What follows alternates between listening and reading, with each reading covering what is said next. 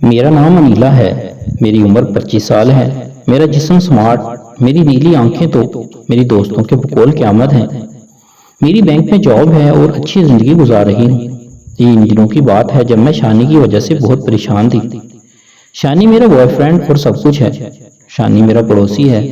वो 19 साल का मासूम सूरत जवान, इंतहाई खूबसूरत आंखें, मुनासिब कद और पूरा चिटा पठान है। उसकी आंखों में अजीब कशिश है जो देखने वाले को अपनी जानब खींचती है।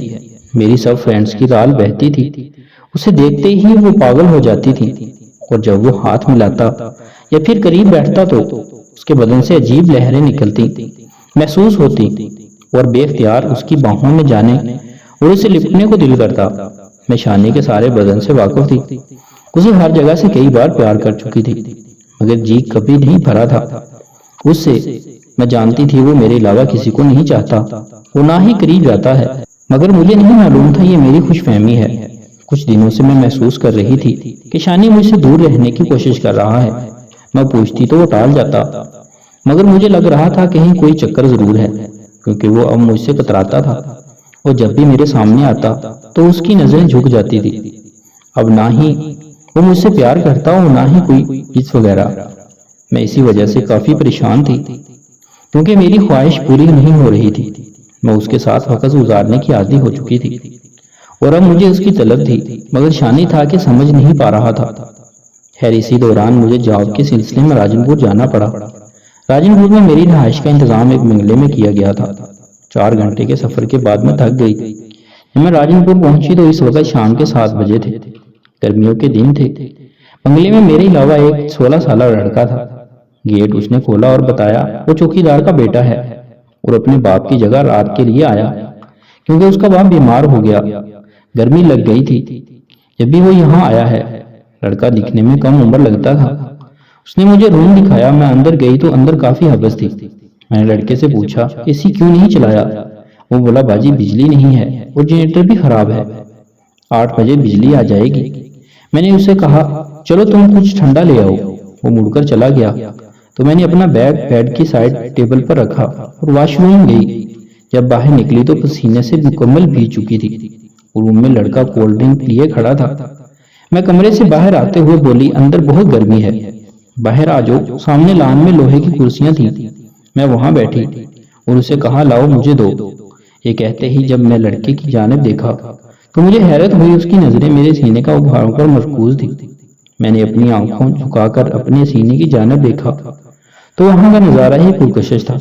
सूरत हाल यूं थी कि सीने से मेरी सफेद लान की शर्ट मेरे बदन पर चिपक गई थी और ब्लैक बुनियान साफ दिखाई दे रहा था। मैंने फिर नजरें उठाकर लड़के को देखा तो वो अब भी मेरे जिस्म को देखे जा रहा था। मैं मुस्कुरा दी और मेरे जहन में अपनी प्यास बुझाने की तरकीब आ गई। मैं पहले टेक लगाकर बैठ गई। अब मैं सीधी होकर आगे की तरफ झुक गई। उसे आसपास का कुछ होश नहीं था। लगता था उसने जिंदगी में पहली बार ये नजारा देखा है। मैंने उसकी तरफ देखा और कहा क्या देख रहे हो। वो हड़बड़ा गया और इधर उधर देखने लगा। उसका हला खुश्क हो गया था, शायद वो कुछ नालाम बोला। मैंने उसे कहा बैठो। वो मेरे सामने बैठ गया। मैंने नाम पूछा तो उसने गुल्लू बताया। मैंने कहा गुल्लू तुम क्या करते हो। वो बोला बाजी मैं जमीनों पर काम करता हूँ। मैंने पूछा तुम्हारी शादी हो गई। वो कुछ शर्माते हुए बोला ना बाजी अभी कहाँ। मैंने कहा गुल्लू तुम्हारे यहाँ तो शादी कर देते हैं ना सबकी। वो बोला हाँ बाजी पर बाबा कहते हैं अभी तो छोटा है, मगर मेरी अम्मी कहती है इसकी शादी कर दो, मगर बाबा नहीं मानता। मैंने पूछा कभी किसी लड़की से प्यार किया है। वो बोला ये क्या होता है जी। मैंने कहा कोई लड़की अच्छी लगी हो कभी। वो बोला ना बाजी ना, मैंने कभी ऐसा सोचा भी नहीं है। मैं समझ गई ये 0 मीटर है। कुछ देर हम वहीं बैठे रहे, फिर बिजली आ गई तो मैं अंदर कमरे में आ गई और एसी ऑन किया और बेड पर लेट गई। कुछ देर बाद गुल्लू आया और खाने का पूछा। मैंने कहा तुम खाना ले आओ, मगर मैं खाऊंगी देर से। वो खाना लेने चला गया तो मैंने बात लिया और ट्राउजर और ढीली शर्ट पहन ली। लैपटॉप निकाला, कुछ काम वगैरह करने लगी तो गुल्लू खाने लेकर आ चुका था। उसने दरवाजे पर दस्तक दी तो मैंने अंदर बुलाया। उसने बताया खाना लगा दूं बाजी। मैंने कहा नहीं तुम पहले मुझे दबा दो, कुछ देर में बहुत थक गई हूँ। और मैं ये कहती हुई उठकर बेड पर टांगे सामने की तरफ करके तकिए से टेक लगाकर बैठ गई और उसे हाथ से इशारा किया यहाँ आओ। वो पास आया तो मैंने पाँव की जानिब उसे बैठने को कहा। जैसे ही वो टांगे लटकाकर बेड पर मेरे करीब बैठा, मैंने अपना पाँव उठाकर उसकी गोद में रख लिया और कहा, गुल्लू जरा धीरे से दबा दो। उसने मेरे पाँव को अपने खुरदरे हाथों में पकड़ा और दबाने लगा। उसके हाथ बहुत सख्त थे, वो कभी मेरी उंगलियां दबाता और कभी एड़ी। मैंने कहा, गुल्लू पिंडली और घुटना भी दबा दो ना। उसने बिना कुछ कहे मेरी नरम मुलायम पिंडली को दबाने लगा और फिर वो घुटने की तरफ अपना हाथ बढ़ाने लगा। उसके हाथ बहुत सख्त थे। मुझे सुकून मिल रहा था मगर मेरी गर्मी बढ़ती जा रही थी। मुझे शानी याद आने लगा।